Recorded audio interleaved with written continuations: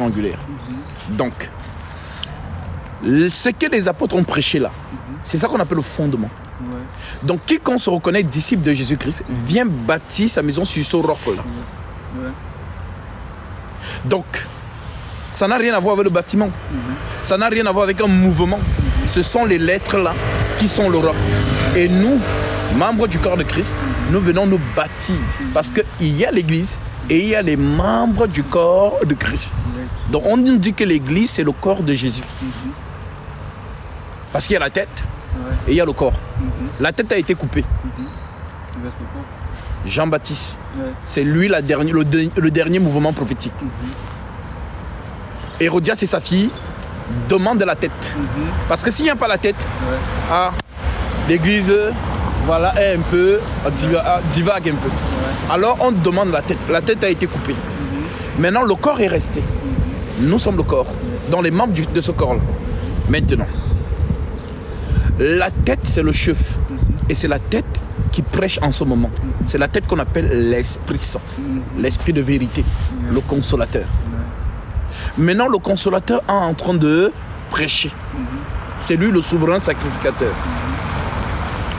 Lorsque tu remarquais dans le sacerdoce lévitique, Aaron faisait ce qu'on appelait l'expiation. Et il devait entrer dans le temple une fois chaque année pour faire l'expiation du peuple. Sauf qu'il y avait toute une manière d'entrer dans le lieu très saint. On devait attacher à son talon une corde avec des clochettes. Et il devait prendre le sang pour entrer avec ce sang dans le lieu très saint. Alors pourquoi on attachait la corde? C'est pour que si Dieu n'agrée pas le sacrifice, Dieu allait le frapper de mort là-bas. Et personne ne doit entrer pour aller chercher le corps d'Aaron. Donc il faut tirer la corde. Maintenant, si on entend toujours les clochettes, ça veut dire que tout se passe bien. Alors, voilà pourquoi quand Aaron entrait dans le lieu très saint, le peuple était inquiet. Le peuple se demandait, mais est-ce que Dieu va agréer? Est-ce que Dieu va pardonner nos péchés? Maintenant, lorsque Aaron sortait, le peuple était content. Parce qu'Aaron est sorti. Maintenant, qu'est-ce qu'Aaron va faire? Aaron va donc parler. Pour maintenant donner l'assurance au peuple que Dieu vous a pardonné. Donc, le mouvement qu'Aaron faisait, entrer dans le lieu très saint et ressortir, c'était la mort et la résurrection. Voilà pourquoi Jésus-Christ, qui est le véritable Aaron, c'est-à-dire le véritable souverain sacrificateur, lorsqu'il entre dans le lieu très saint, c'est ça la mort. Lorsqu'il ressort, c'est la résurrection. Voilà pourquoi lorsqu'il est mort, les apôtres étaient en panique. Tout le monde a fui de son côté parce qu'ils avaient peur que, vu qu'il est mort, c'est fini. Maintenant, c'est ça en fait la panique. Maintenant qu'il est ressuscité, il faut qu'il parle maintenant. C'est quand il parle qu'il communique dans la foi. C'est ce que Aaron faisait. Donc il sort du lieu très saint et il rassure le peuple. Maintenant, aujourd'hui, Christ est ressuscité. Mais en ressuscitant, qu'est-ce qu'il leur a dit? Restez dans tel endroit jusqu'à ce que vienne sur vous ce que je vous ai annoncé. Vous recevez une puissance. Jean-Baptiste a baptisé d'eau, mais vous serez dans peu de jours baptisés par le Saint-Esprit.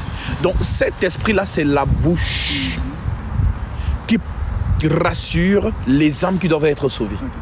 Donc l'Esprit Saint, tant qu'il n'est pas venu, personne n'est sauvé. Jésus a fait le sacrifice, mais le tempo, c'est la justification. Donc l'Esprit doit descendre pour commencer à parler. Voilà pourquoi lorsque l'Esprit Saint descend, la première chose qu'il va faire, c'est de révéler qui était Jésus-Christ. Et alors il va dire que Jésus-Christ, c'est lui le Père. Parce que l'Écriture disait, Jésus avant de monter au ciel, il a dit, allez et faites des nations des disciples, les baptisant au nom du Père, du Fils et du Saint-Esprit. Et enseignez-leur à observer tout ce que je vous ai prescrit, et voici, je suis avec vous tous les jours jusqu'à la fin du monde. Maintenant, lorsque l'Esprit vient, la première chose qu'il fait, c'est de révéler le nom du Père. Voilà pourquoi Pierre, ravi par cet esprit, il dit ce jour-là, lorsqu'il commence à parler, les gens sont touchés. Et les gens disent, homme, frère, que ferons-nous? Nous avons écouté la parole, nous sommes touchés. Alors maintenant, qu'est-ce qu'il faut faire? Alors, l'Esprit Saint, à travers Pierre, déclare, repentez-vous. Et que chacun de vous soit baptisé au nom de Yoshua. Le nom du Père. Donc l'Esprit Saint ne répète pas Père, Fils et Saint-Esprit. Parce que lui, il n'est pas là pour coder. Il est là pour décoder.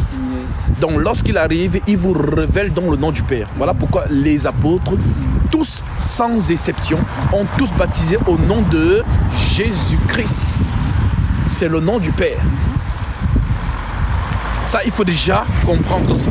Parce que beaucoup ne comprennent pas. Beaucoup sont encore Père, Fils, Saint-Esprit, ils sont encore confus, ils n'ont pas encore la révélation. Voilà, c'est ça. Donc, celui qui ne sait pas encore que Christ Jésus est le Père éternel, il est dans la confusion. Il n'a pas la révélation. Donc, beaucoup sont là, ils pensent qu'il y a un Père pas dans le ciel, qui a envoyé son Fils. Voilà. Donc, ils sont encore dans cette confusion. Mais celui à qui Christ ouvre le cœur pour comprendre, il comprend directement que le Père, c'est Jésus-Christ. Voilà pourquoi, au nom de ce Père, tous les apôtres ont baptisé. Ça, c'est une première chose. Maintenant, tu vois donc que lorsque l'Esprit commence à parler, l'Esprit maintenant sauve par la prédication. La prédication sauve. Voilà pourquoi l'Écriture dit: la bonne terre est celle qui entend la parole et qui la comprend. Elle porte du fruit. Un grain en donne 100, l'autre 60, l'autre 30. En d'autres termes, la bonne terre, c'est celle qui a reçu la véritable parole du Saint-Esprit et qui a été touchée. Et lorsqu'on est touché par cette parole, à ce moment, on prend l'engagement de venir maintenant dans les eaux de baptême pour se faire pardonner ses péchés. Parce que c'est là-bas que Christ a rendez-vous avec chacun de nous pour couper le lien adamique. Parce que les gens pensaient que, oh non, dès que tu crois à Jésus, Seigneur, alléluia, amen, tu es sauvé. Non, non. Voilà, et on est dans le tempo du temps. Ça veut dire que la grâce, c'est Jésus mort sur la croix pour toute l'humanité. C'est ça qu'on appelle la grâce. Et c'est ce que l'apôtre Paul nous rappelle dans Éphésiens. Il dit, vous êtes sauvés par la grâce. Une grâce, quand on parle de grâce, la grâce, c'est une faveur imméritée. Ici en France, par exemple, il y a ce qu'on appelle le président de la République peut gracier qui il veut. Ça veut dire que si une personne a été condamnée à mort, on va dire ça comme ça, il a l'autorité de sa suprématie de dire que je le gracie. Malgré qu'il a tué les gens, moi, président, je décide de le gracier. Et on applique ça. Donc, la grâce, donc, c'est quelque chose qu'on n'a pas mérité. C'est-à-dire, c'est un don. C'est-à-dire qu'on t'a fait grâce, on te fait don. Et quand on parle de grâce, il n'y a plus de qu'est-ce que je peux faire pour avoir cette grâce. Non. Voilà. Maintenant, Paul nous dit donc que vous êtes sauvés par la grâce. Parce que l'Écriture dit, tous ont péché et sont privés de la gloire de Dieu. Maintenant, par grâce, vous êtes sauvés. Vous êtes sauvés par la grâce, mais par le moyen de la foi. Et cela ne vient pas de vous, c'est un don de Dieu. Donc le don de Dieu ne vient même pas de toi. Ce n'est pas toi qui décides de croire, c'est Christ qui ouvre ton cœur pour que tu comprennes l'évangile. C'est ça qu'on appelle croire. Parce que beaucoup entendent l'évangile, mais ils ne comprennent pas. Et ce n'est pas leur faute. Quand vous voyez souvent les musulmans dans les débats, Jésus n'est pas... Ils ne font pas exprès. C'est fermé pour eux. Ils sont endurcis, c'est-à-dire c'est fermé. Donc même si tu parles le français de Molière, comment tu expliques bien, ils ne vont pas comprendre. Parce que ça ne dépend pas d'eux. Et ça ne dépend pas de toi aussi qui prêche. Ça dépend de celui qui ouvre le cœur pour que la personne saisisse. C'est ce qui s'est passé dans Acte 16 avec Lydia, la sœur Lydia. Je vais lire ça. Donc nous sommes dans Acte chapitre 16. Oui.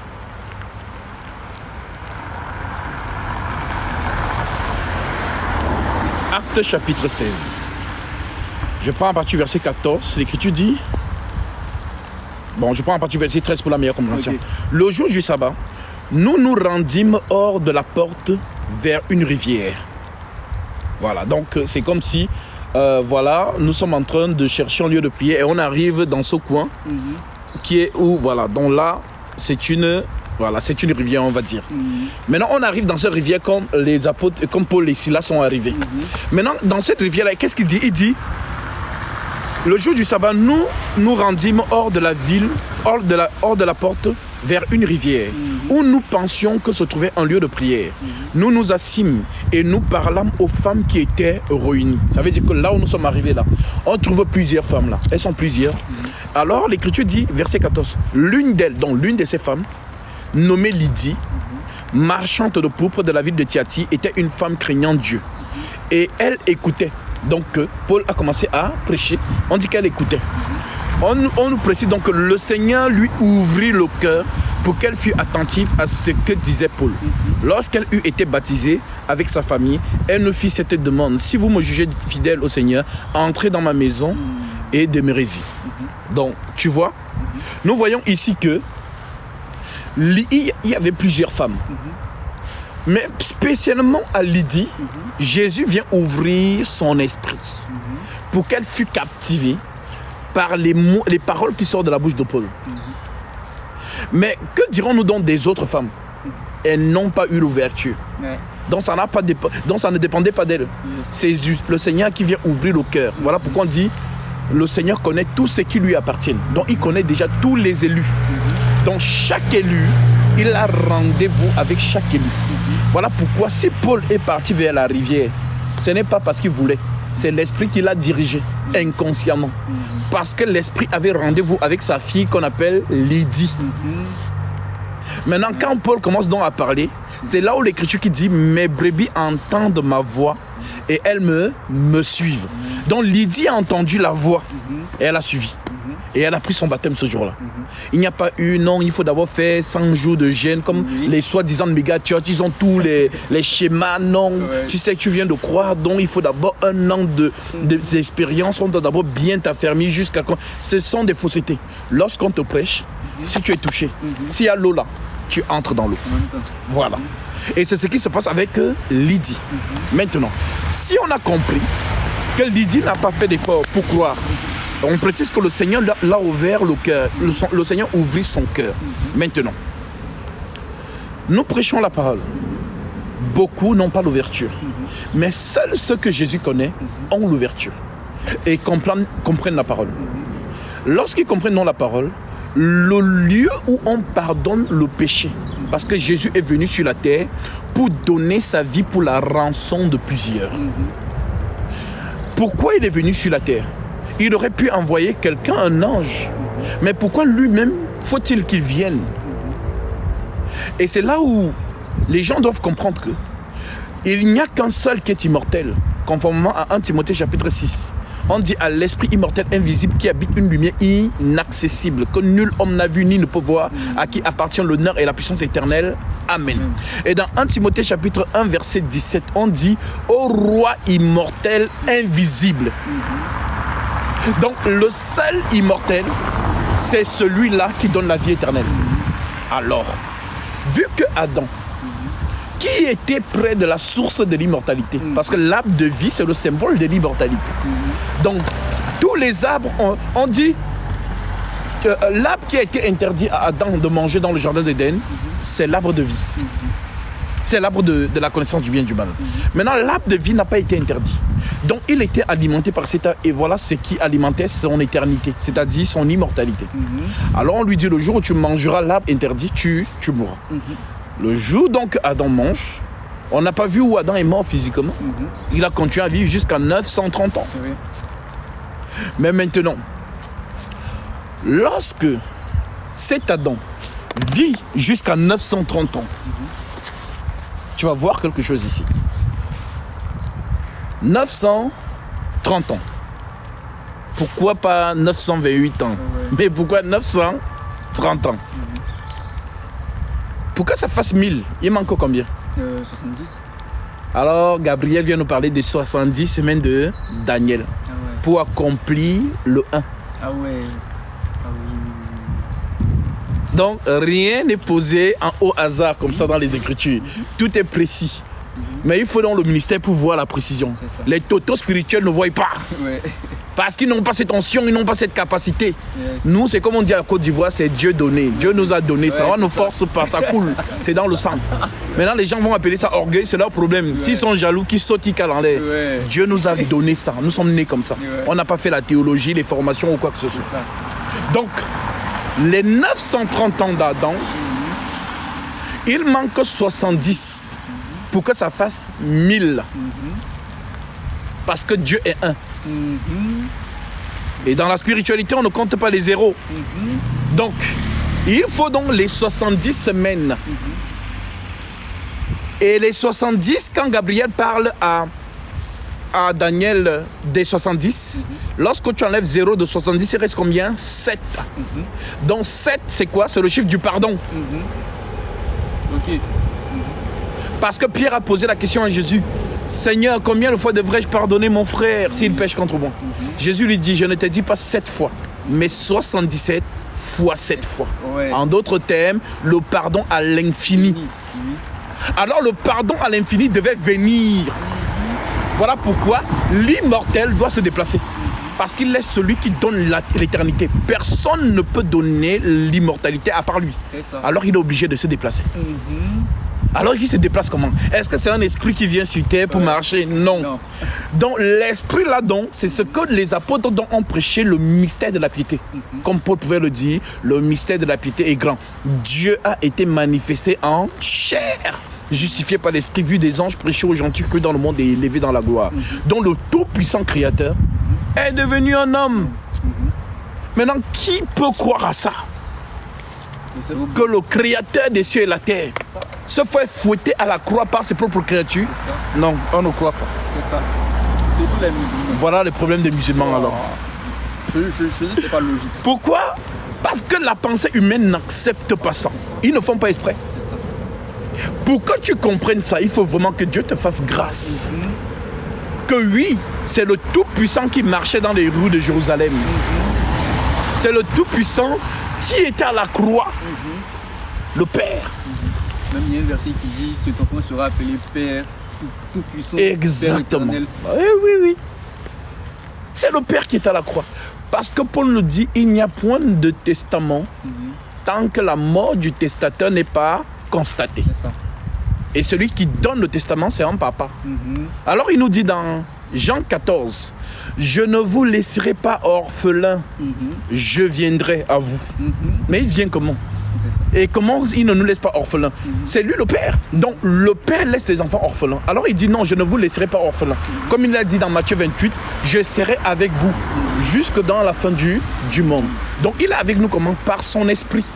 Quand on dit Saint-Esprit, les gens pensent que non, il y a l'Esprit de Dieu et il y a le Saint-Esprit. Non, ils n'ont pas compris qu'il y a deux esprits. L'Esprit Saint et l'Esprit déchu. L'Esprit déchu, c'est le méchant, dont Satan. L'esprit d'erreur. Voilà, l'esprit de l'erreur, exactement. Maintenant, l'Esprit Saint, c'est Dieu lui-même. Oui. C'est ce que les gens ne comprennent pas.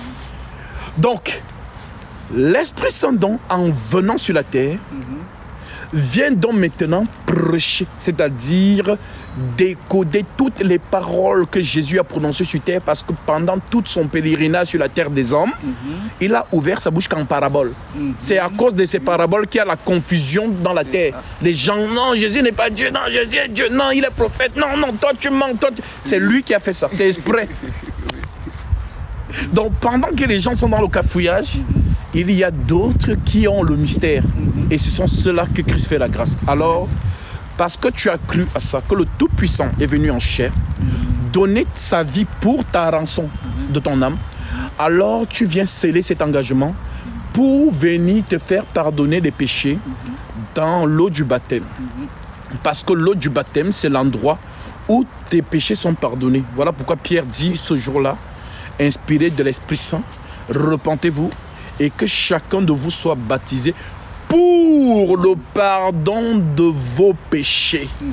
Donc on se baptise pourquoi? Pour le pardon des péchés. Alors, la naissance donc se fait en 3 étapes. Lorsque nous venons sur la terre des hommes, nous avons nos belles mamans qui ont été enceintes. Elles ont atteint leur 9e mois. Lorsque le jour où elles devaient donner la naissance à l'enfant est arrivé, il y a 3 choses qui se sont déclenchées ce jour-là. La première des choses, elle a perdu les os. La deuxième des choses, elle a perdu le sang. Et la troisième, l'enfant sort du sein de sa mère Et l'oxygène de l'air vient valider la naissance de ce dernier. C'est de là qu'on parle, de la nouvelle naissance. Il est né. Parce que l'oxygène est venu valider la naissance. Il y a des enfants où la maman perd les os, l'enfant sort du ventre, mais l'enfant ne pleure pas. Et il est déclaré cliniquement mort-né. Pourquoi? Parce que l'oxygène de l'air n'a pas validé la naissance.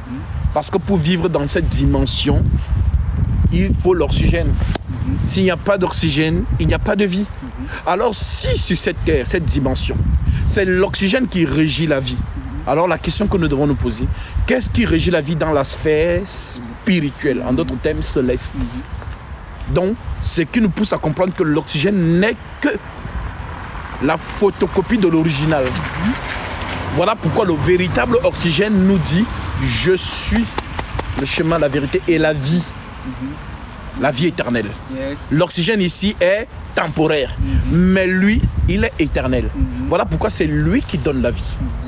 Je suis la résurrection, c'est ce qu'il a dit. Aucun homme n'a prononcé ces paroles sur la terre des hommes. Il est le seul à avoir dit « Je suis la résurrection et la vie ». Donc c'est moi qui donne la vie éternelle. Et il l'a prouvé en rappelant Lazare du séjour des morts. Lazare sort. Alors, lorsqu'on a compris que les 3 étapes-là doivent s'accomplir dans notre vie, lorsqu'on a compris la sphère naturelle, parce que lui-même il disait la nature elle-même ne vous enseigne-t-elle pas, alors nous avons vu cette véritable femme qui donnait la vie. Et le jour qu'il a donné la vie, nous avons vu l'eau et le sang sortir de son côté, symbole de la naissance. Mais il n'y avait que 2 choses. La 3e chose est où? Pour que la naissance soit validée.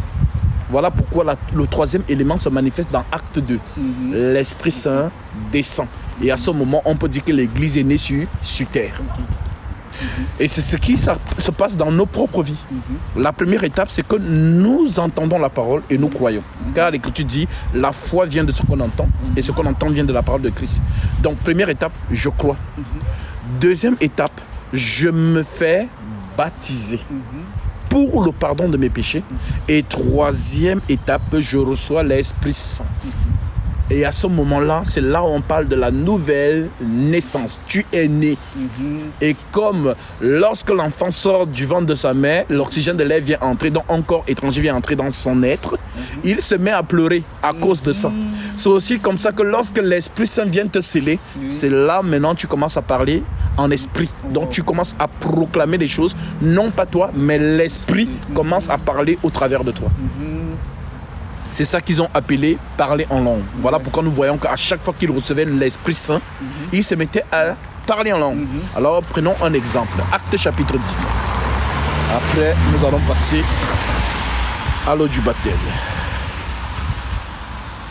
Alors, Acte 19, à partir du verset 1. L'Écriture dit: pendant qu'Apollos était à Corinthe, Paul, après avoir parcouru les hautes provinces de l'Asie, arriva à Éphèse. Ayant rencontré quelques disciples, il leur dit: avez-vous reçu le Saint-Esprit quand vous avez cru? Il lui répondit: nous n'avons même pas entendu dire qu'il y a un Saint-Esprit. Il dit: de quel baptême avez-vous donc été baptisés? Donc il est curieux de savoir que maintenant ils n'ont pas reçu le Saint-Esprit, mais ils ont reçu donc quel baptême? Alors il lui répond: le baptême de Jean. Alors Paul dit: Jean a baptisé. Et il dit, il a répondu: du baptême de Jean. Alors Paul dit: Jean a baptisé du baptême de repentance, disant au peuple de croire en celui qui venait après lui, c'est-à-dire en Jésus. Sur ces paroles, ils furent baptisés au nom du Seigneur Jésus. Donc Paul leur administre le baptême conformément à la sainte doctrine. Verset 6. Lorsque Paul leur eut imposé les mains, il reçut, le Saint-Esprit vint sur eux et ils parlaient en langue et prophétisaient. Donc tu vois ici qu'ils se sont mis à parler en langue et à prophétiser. Est-ce qu'ils ont prêché quelqu'un? Non. Maintenant, les totos spirituels, quand on dit ils parlent en langue et prophétisaient, ils ne comprennent pas que c'est l'écriture où Dieu dit dans les derniers jours, je déverserai de mon esprit sur toute chair, vos fils et vos filles prophétiseront. Donc, eux, ils ont pris ça que non, vos filles et vos fils enseigneront. Non, vos fils et vos filles prophétiseront, ça veut dire que sous l'action de mon esprit, ils vont proclamer la gloire de l'Éternel. Voilà pourquoi en esprit, ces personnes que Paul, par ses mains, donne l'Esprit Saint, se met donc sous l'influence de cet esprit. C'est ce que Jésus a dit à la femme samaritaine. Les vrais adorateurs adoreront le Père en esprit et en vérité. Donc lorsque l'Esprit du Père vient en toi, c'est là où cet esprit commence à proclamer des mystères. C'est ça la précision. Donc ça n'a rien à voir avec non, ils vont enseigner ou quoi que ce soit. Ils n'ont enseigné personne ici. Et on retrouve la même chose chez Corneille, Actes chapitre 10. Donc pour dire que, à ce moment-là, ses frères sont nés. Donc ils ont reçu l'Esprit du Père. Ils sont prêts pour le jour où le Père va se présenter dans les airs pour venir ravir son Église. Donc, ceux qui n'ont pas reçu ce baptême-là. Donc ceux qui n'ont pas reçu le baptême et qui n'ont pas reçu l'Esprit de Dieu ne vont jamais être enlevés. Donc c'est le pourquoi il faut examiner si on a le Saint-Esprit. Le Saint-Esprit, ce n'est pas non, je pense que j'ai le Saint-Esprit. Non, il faut que quand tu lis les Écritures là, tu vois la manière dont ils ont eu l'Esprit Saint là. Tu te poses, est-ce que j'ai eu ça? Si tu n'as pas eu, examine-toi. Et sois vrai avec toi-même que je n'ai pas le Saint-Esprit. Comme ces gens ont reconnu, quand Paul leur a posé la question, avez-vous reçu le Saint-Esprit lorsque vous avez cru? Ils ont dit, nous n'avons même pas entendu dire qu'ils ont le Saint-Esprit. Donc ils ont avoué qu'ils n'ont pas le Saint-Esprit. Alors lorsqu'on n'a pas le Saint-Esprit, on prie. Les apôtres imposaient les mains. Moi, je ne suis pas apôtre. Tous les apôtres sont en train de dormir aujourd'hui. Si quelqu'un te dit en 2023, je suis apôtre, dis-lui que tu es un menteur. Que Gaspard a dit que tu mens. Les apôtres ne sont plus, ils sont en train de dormir aujourd'hui. Nous sommes des disciples. Et on a dit, allez faire des nations des disciples. Et non pas des pasteurs, des prophètes, des évangélistes. Non. Voilà pourquoi quand Paul écrit les lettres à Timothée, il lui dit, je t'envoie en Crète afin que tu établisses des anciens. Donc dans une assemblée, il y a un disciple qui a le don ministériel, comme moi, comme Philippe, comme Timothée. Maintenant, dans cette même assemblée, il y a quelqu'un qui a le don de l'anciennat. Parce qu'un ancien doit remplir certains critères. Et quand tu regardes la liste des critères pour être ancien, si tu ne remplis pas une seule condition, tu es disqualifié. Tu es disqualifié, tu n'es pas ancien. Donc pour être ancien, si par exemple, tu remplis tout, mais quand on voit ta fille dehors avec les mini-jupes, tu n'es pas ancien. C'est très compliqué de trouver un ancien. Donc voilà pourquoi lorsque le Seigneur vous permet d'avoir un ancien dans votre assemblée, ça veut dire que c'est une grâce. Donc tu vois donc que dans les assemblées des saints, il n'y avait pas de pasteur, de prophète. Non, il n'y avait pas ça. Il y avait ce qu'on appelait l'ancien. Donc on dit que l'ancien doit être prompt à l'enseignement. Ça veut dire quoi? Si le disciple Timothée n'est pas là, si Gaspard n'est pas là, alors l'ancien peut prendre le relais.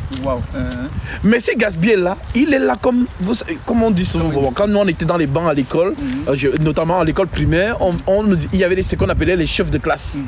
Donc le chef de classe, si le professeur n'est pas là, toute la classe est calme. Parce que le chef de classe est là. Si tu parles, on met ton nom sur la liste, on va te fouetter quand le professeur sera là. Donc c'est comme un encadrant l'ancien. C'est vraiment... Voilà pourquoi on exige qu'il soit marié d'une seule femme.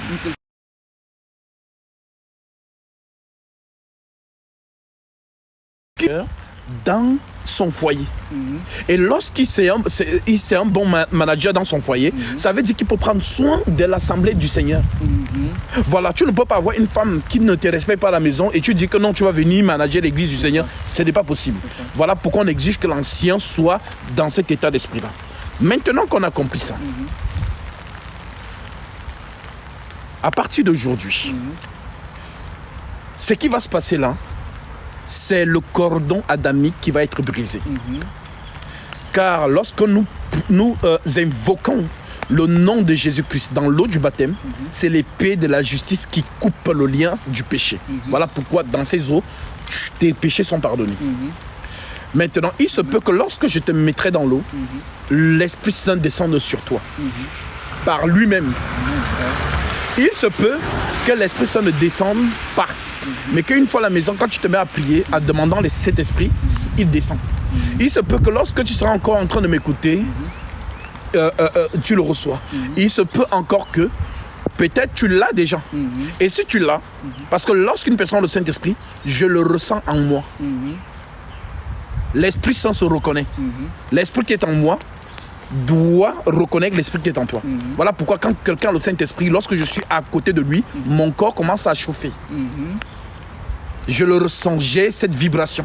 Parce que je reconnais que cette personne a l'Esprit que j'ai. Et ça, ce n'est que donné au ministère. C'est la particularité du ministère. Donc, voilà comment le Seigneur attribue le Saint-Esprit aujourd'hui, parce que les apôtres ne sont plus là pour imposer les mains, comme le faisaient Pierre, Paul, ainsi de suite. Maintenant, nous les disciples, notamment, tu connais Actes chapitre 8, où Philippe arrive en Samarie, prêche la parole, baptise les gens, mais l'Écriture précise que le Saint-Esprit n'est descendu sur aucun d'eux. Alors Philippe envoie la nouvelle à Jérusalem, on fait venir Pierre et Jean, qui sont eux apôtres. Ceux-ci imposent dans les mains sur ces personnes en Samarie, et l'Esprit Saint descend sur eux. Mais on se posera la question, mais pourquoi Philippe ne leur a pas imposé les mains? Tout simplement parce que Philippe, il est disciple. Nous n'avons pas le droit. Voilà. Donc, et pour ceux qui n'ont pas encore reçu le Saint-Esprit, la prière. Le Seigneur dit, vous qui êtes méchants et qui savez donner de bonnes choses à vos enfants, à combien plus forte raison le Père Céleste ne donnerait-il pas son Saint-Esprit à ceux qui le lui demandent? Donc il faut demander le Saint-Esprit jusqu'à ce que tu le reçois. Et quand tu le reçois ce jour-là, tu vas prononcer des mystères en esprit. On ne fait pas exprès. Ce ne sont pas des choses qu'on force. Ce sont des choses naturelles. Pas c'est les sorcières et les sorciers qui font les ribobo ribaba que vous voyez sur TikTok là. Ce n'est pas le parlant langue. Aucun homme ne peut parler en langue selon son propre vouloir. Non. C'est sous l'action de l'Esprit Saint qui le déclenche sans ton bon vouloir, sans ton consentement. Voilà. Donc si vous voyez quelqu'un faire ribobo de lui-même, sachez que c'est un autre esprit. C'est ce que Paul a dit.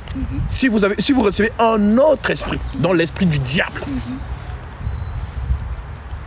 Donc, j'appelle à tout le monde, même ceux qui nous regardent, si vous n'avez pas l'Esprit Saint, arrêtez de demander le mariage, les voitures, l'argent, les ceci, les cela, tout ça va périr. Demandez l'Esprit Saint au Seigneur, et je vous déclare que toute personne qui n'est pas fidèle à une seule lettre de la Sainte Doctrine, qui n'espère jamais recevoir l'Esprit Saint. Parce que nous sommes la génération qui avons trouvé le fondement. Donc eux, ils ont déjà posé le fondement est déjà là. Toi maintenant, tu es arrivé, tu as trouvé le fondement, alors pose-toi juste sur le fondement. Ce que le fondement dit, ne détourne pas ça. Si le fondement dit une chose, dis Amen. Ne cherche pas à philosopher comme la théologie vous fait faire aujourd'hui. Vous égare, tel que Paul l'a prophétisé, 2 Timothée chapitre 4, verset 3. Car il viendra un temps où les hommes abandonneront la saine doctrine, ayant la démangeaison d'entendre des choses agréables. Ils se donneront une foule de docteurs selon leurs propres désirs, détourneront l'oreille de la vérité et se tourneront vers les femmes. C'est ce que nous vivons aujourd'hui. Les gens se sont détournés de la sainte doctrine pure et dure. Parce que la sainte doctrine n'est pas pour les fils de la perdition. La sainte doctrine est difficile pour eux. Voilà pourquoi ils n'arrivent pas à appliquer la sainte doctrine. Quand une femme lit, je ne permets pas que... Lorsque Paul dit, je veux aussi que les femmes vêtues d'une manière décente, avec pudeur et modestie, ne se parent ni de tresses ni d'or, ni de perles. Elles sentent une énergie en elles qui refuse ça. Parce que pour elle, c'est dur. Elle se trouve belle. Elle n'est pas encore morte. Et comme elle n'est pas encore morte, elle va encore quand le monde l'acclame, qu'elle est belle, qu'elle porte ceci, qu'elle porte cela. Mais quand on est mort, alors, à ce moment, ce n'est plus toi qui vis, c'est Christ qui vit en toi. Et Christ, c'est la parole. Il dit, celui qui m'aime garde mes commandements. Donc, si tu aimes Christ, toute écriture, tu vas l'accomplir. C'est ça qu'on appelle atteindre la stature parfaite de Christ. Devenu un avec l'écriture. On ne choisit pas les écritures. Ça, je prends, ça, je ne prends pas. Nous ne sommes pas dans les choses. Donc, comme Paul l'a dit, ils se donneront une foule de docteurs pour leur propre désir. Donc, c'est ce qu'elle veut. En fonction de ce qu'elle veut, qu'elle va chercher son pasteur, son docteur. Celui qui prêche au mariage, il est où? Ah, je pars là-bas. Bon, maintenant, quand elle veut les finances, ah, je pars là-bas. Donc, elle trie. Il trie les choses qu'ils veulent. Et vraiment, tous ceux qui sont dans cet état d'esprit, et je profite encore pour l'annoncer aujourd'hui, nous avons une sœur qui a eu une vision en songe. Elle m'a envoyé ça à 3 heures du matin. Elle pleurait tellement, c'était fort que Gatsby donne ce message. Il n'y a plus le temps. Le Seigneur s'est levé de son trône. Le Seigneur arrive. Il n'y a plus le temps de choisir. Est-ce que non, il n'y a plus le temps. Dis aux gens de se convertir.